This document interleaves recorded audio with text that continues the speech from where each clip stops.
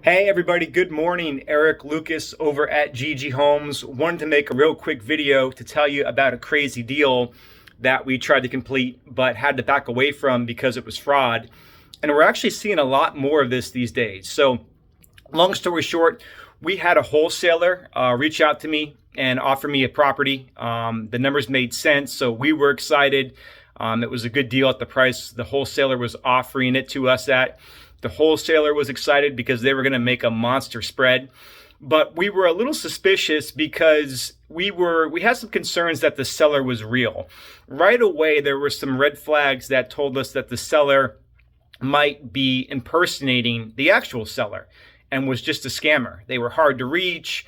They wouldn't like to answer questions. They wouldn't stay on the phone long.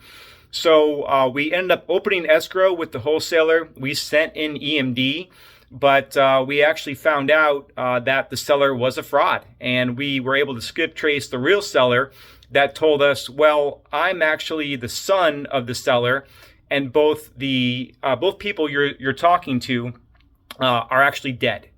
The seller, my mom, is dead, and my sister, the person you thought you were talking to, the trustee, is dead. So whoever you're talking to is not those people unless they're reaching out from the grave. So we obviously asked this person if they wanted to sell. The answer was no, and we had to cancel the deal. So kind of a bummer, but this is actually the third time this year that we've come across a situation like that. It happened to a friend of ours up in the LA area, and they actually had to file a title claim. And then it happened to us on another transaction, and we were able to catch it before we lost any money. So be very careful about this.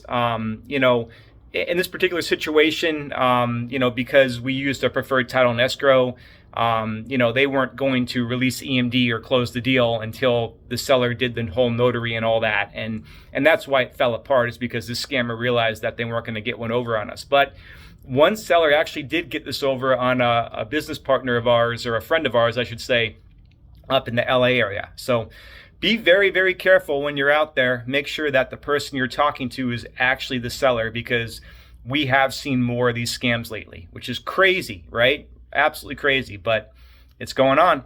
Anyway, I am still buying. I'm doing flips. We're also doing ADUs. So if you've got a small house on a big lot, hit me up.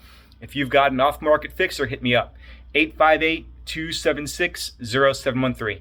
Hope everyone's having a great week.